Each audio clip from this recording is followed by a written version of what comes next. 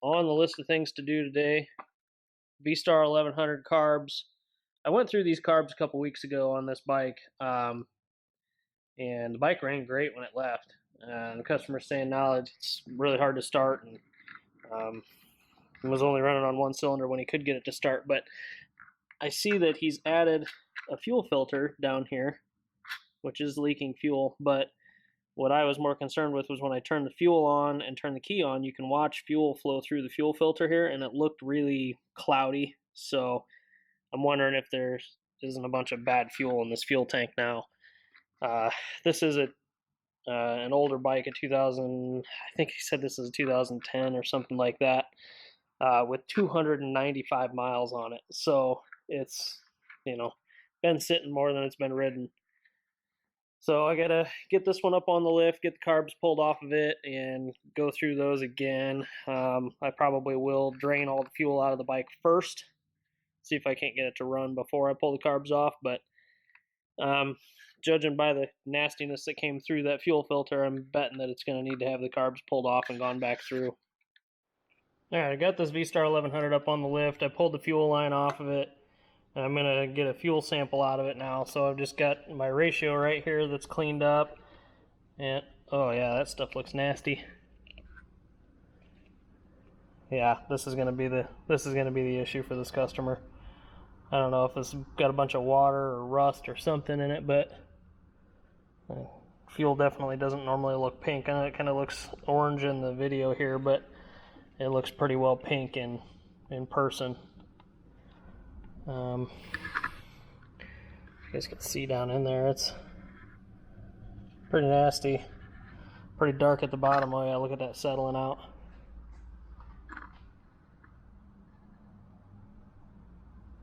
Yeah, so I'm going to start by draining the fuel out of the fuel tank, draining the carburetors, running the fuel pump, and get all the fuel out of it. I'll put some fresh fuel to the filter here and let it draw that through and pump out until it pumps clean fuel out of it. Yeah, that stuff's pretty gross. Motorcycles don't like to run on this stuff, guys. They like regular unleaded gasoline. Alright, now it's going to be kind of hard to see, but I am draining the carburetor. You can tell how nasty that fuel was that came out of there too. It's brown and got a bunch of sediment and stuff in it. It's pretty gross. So I'll get this carb drained, and then I'll drain the other one, which you absolutely will not be able to see. I'll have to shine my flashlight in there to even find the drain screws. So we'll get these all cleaned up and drained up, and then hopefully the bike will run like it should. I got to drain the tank still, but I figured I'd start with the carburetors. They're a little easier. Okay, drain the fuel tanks, drain the carburetors, put some fresh fuel in the fuel lines and ran it through the pump to get fresh fuel through the fuel pump. Went ahead and started the bike. Bike does start up fine now, but it is leaking fuel out of the carbs, like the floats are stuck or something. It's probably got a bunch of dirt and stuff in the bottom of the float bowls. So I'm going to have to take the carbs back off of this bike and go back through them again.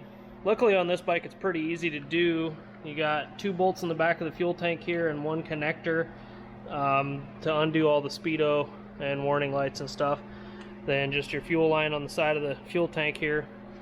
After you have that stuff off, the fuel tank just tips up at the back, slides rearward,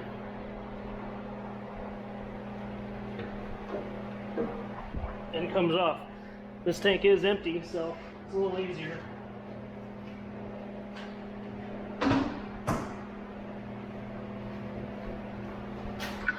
A little easier with an empty fuel tank. Then to get these carbs off of here, to get the upper air box off, there's a clamp here, same on the other side, and well, I'll show you on the other side.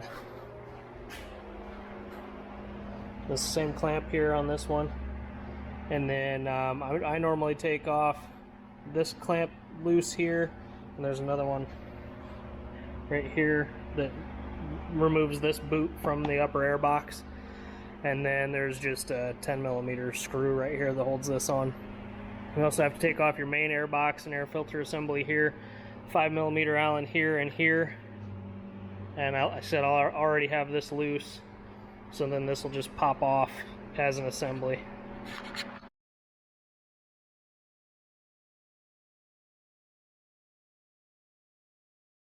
Once you have the upper air box and your main air box removed, then you got to take your intake boots off of both sides and then disconnect your throttle cables and choke cables, as well as a couple of electrical connections that are all this bundle right here. These 4 connectors need to be unplugged. They all go to the carb for different things on them, but you got to take this fuel hose and same one on the other side. Again, both intake boots, and then your throttle cables and choke cable.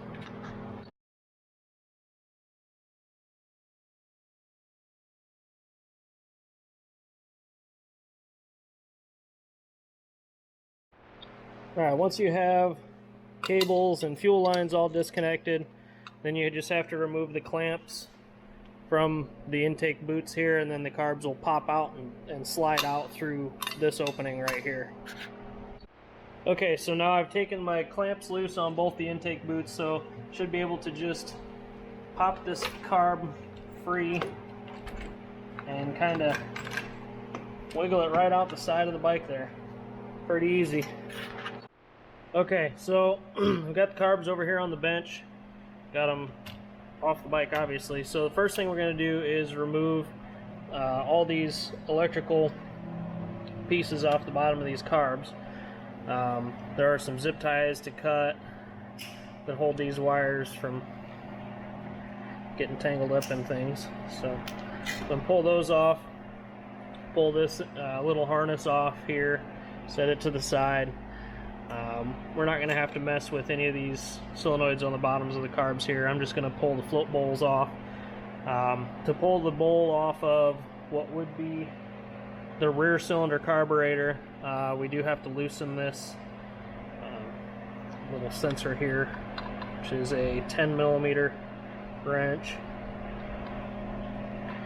Which is pretty solid on there. Alright, switch to a 10mm socket. Okay, switch to a 10mm socket.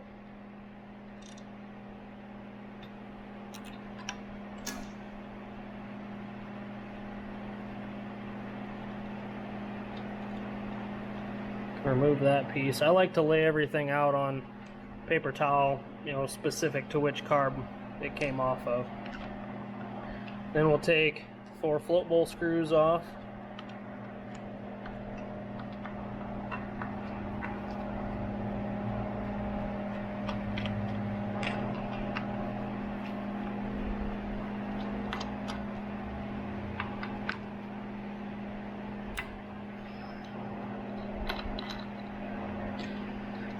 And remove the screws from the bowl, because these bowls are a little difficult to remove sometimes.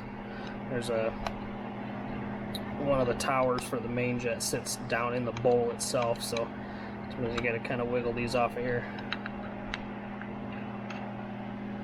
Oh yeah, look at all that nasty stuff that went through the carburetors. Oh, that's gross. Okay, well, this is why they were still leaking fuel. So I'm gonna have to go through the whole carbs again.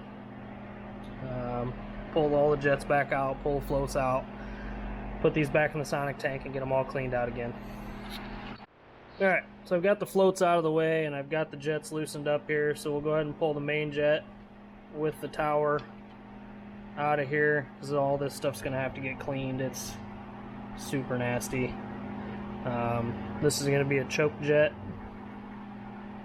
with a little collar on it, so don't lose the collar. This is your pilot jet here. These normally are what cause idle issues or hesitation when you first try to take off on the bike. Another thing you have to do here is pull the pilot screws out. This has already had the brass cap removed off of it because it's been cleaned multiple times before. So before you remove these screws, you need to turn them in until they lightly bottom out, till you feel some resistance on them, and count how many turns it takes to get to that point, so you know where they're set at when you go to put the bike back together. So we got half a turn, 1 turn, 1.5 turns, I'm just shy of 2 full turns before I get some resistance on it. Go ahead and pull these back out of here.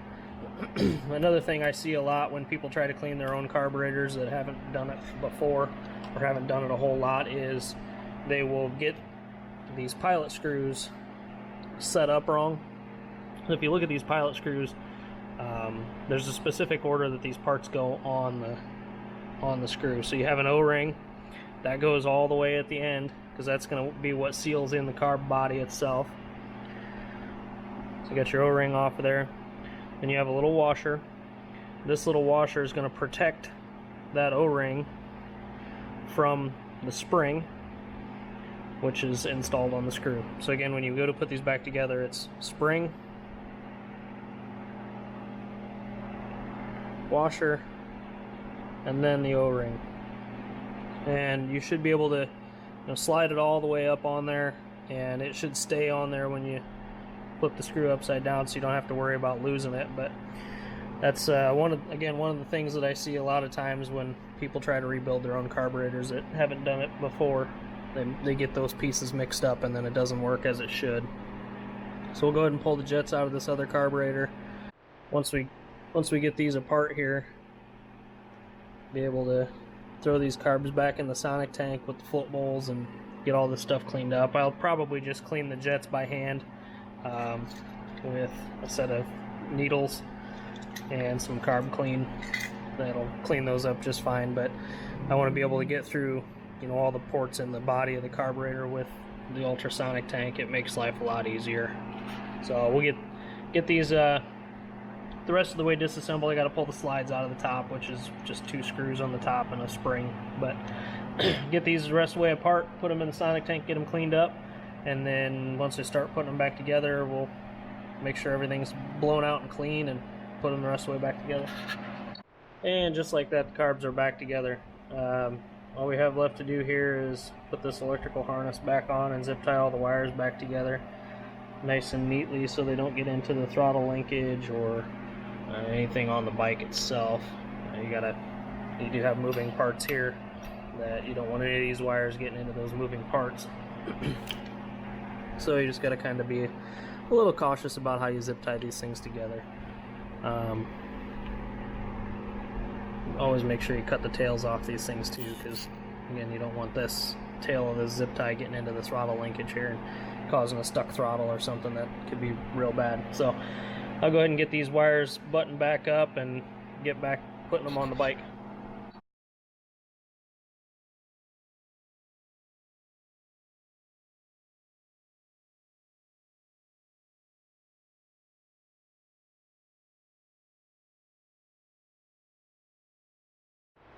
Okay, now before we get too far into reassembly, I always like to hook up my auxiliary fuel bottle and prime the fuel system. Not only make sure to check for leaks, but usually you can start the bike up and see if it runs. It's not going to run very well without the air box, but it'll at least give you an idea that it's functioning properly. So we got to cycle the key a few times here to get fuel into the carburetors and get them full of fuel so that we can check for leaks. Once we know it's not leaking, then I'll go ahead and put most of the air box back on before I start it, because they just run a whole lot better with the air box on. But alright, we got the carburetors are full of fuel now, and I don't see any leaks. Check the other side. I don't see any leaks there either. So yeah, I'm gonna go ahead and put the intake boots back on, and I'll probably just put the upper intake back on before I start the bike and make sure that it's running right.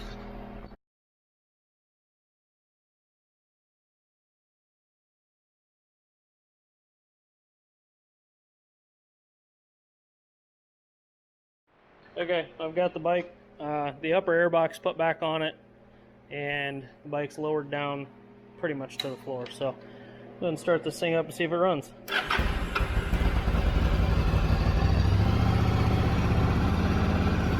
Right up, that's good.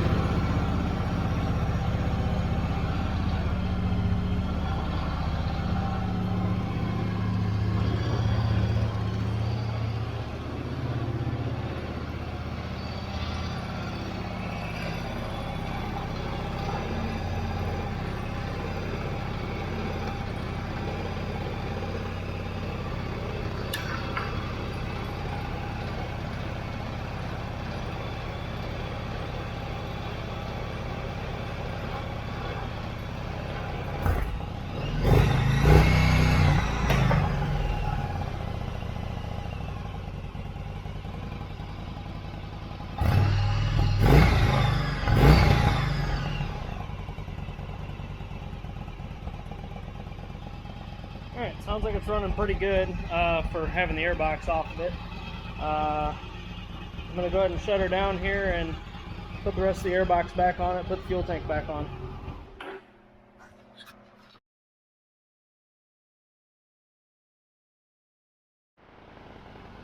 Put the fuel tank back on the bike.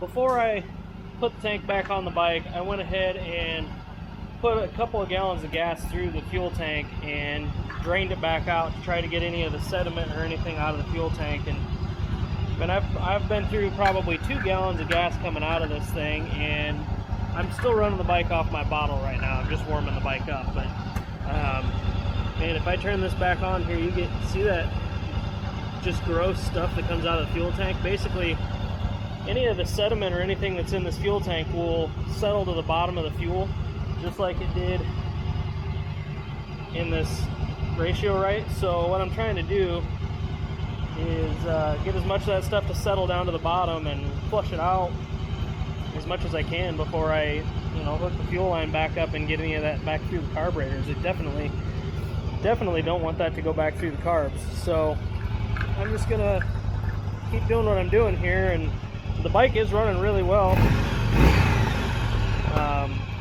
Running on both cylinders again, and takes throttle just fine. It idles great. So, as far as the carb work goes, that's all right, and it's all how it's supposed to be. So, if I can get this fuel tank cleaned out, this guy won't have any more issues with this thing.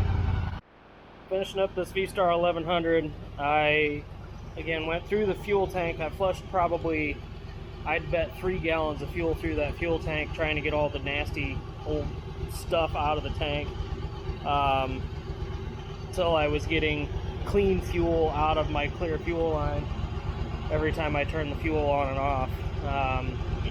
Got the fuel tank filled back up again, and I'm running it on the fuel that's in the fuel tank now. So I'll run this bike for 10-15 minutes and make sure I've got all of my known good fuel out of the fuel pump and fuel filters, and I'm running on the fuel that's in the tank. But as of right now, bike's running good, idling great, so hopefully this won't be an issue again, and hopefully I've got all that stuff out of the fuel tank. But it's just about time to take it out and test ride it. It looks like it's about to start raining here today, so I want to get this done before it starts raining. Back from the V-Star test ride. Next thing I'm going to look at this morning here in the shop, actually this afternoon now, is a customer dropped off this 2011 Polaris Ranger 500.